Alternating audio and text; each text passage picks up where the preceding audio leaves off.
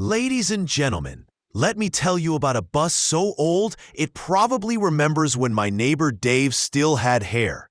We're talking about the 1922 Tilling-Stevens TS3A petrol-electric open-top double-deck bus. Now, I've driven plenty of machines in my time.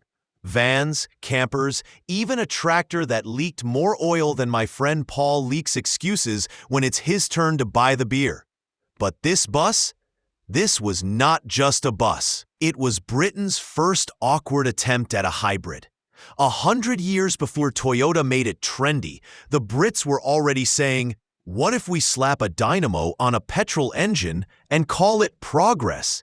Now back to this beast. Built in Maidstone, Kent, by the Tilling-Stevens Motor Company, the TS3A was an open-top double-decker. Imagine a London bus where the upper passengers were basically an all-you-can-eat buffet for the British weather. Rain, wind, snow, it didn't matter. Sit upstairs and you were part of the elements. I think I would have worn a raincoat in July just to be safe. Here's the technical meat. Under the hood sat a 4-cylinder petrol engine, delivering about 40 to 60 horsepower, 30 to 45 kilowatts. Instead of a gearbox, it turned a dynamo, which then powered an electric traction motor driving the rear axle. No clutch, no gear shifting, just smooth, steady acceleration. Sounds futuristic, right? But here's the catch. All that electrical equipment added so much weight that I believe even a modern food truck would outsprint it. Top speed? About 12 to 16 miles per hour, 19 to 25 kilometers per hour. That's not transport, it's foreplay.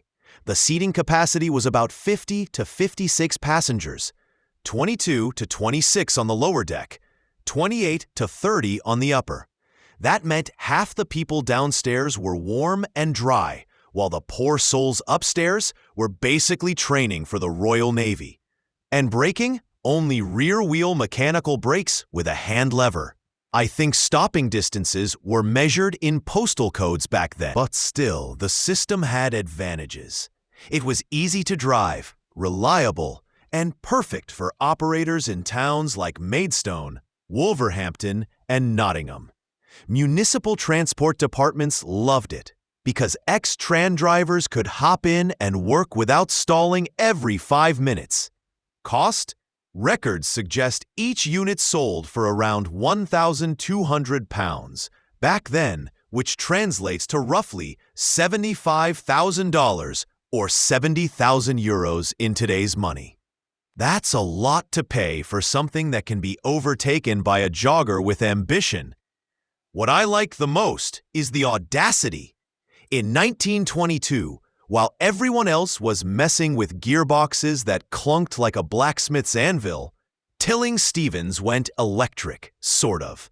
It wasn't efficient, it wasn't cheap, but it was bold, and I think that kind of engineering spirit deserves a pint at the local pub, even a century later. So, if you ever see one of these TS3As at a museum, tip your hat. It's not just a bus, it's the grandfather of hybrids, the rolling reminder that innovation usually starts out a bit weird.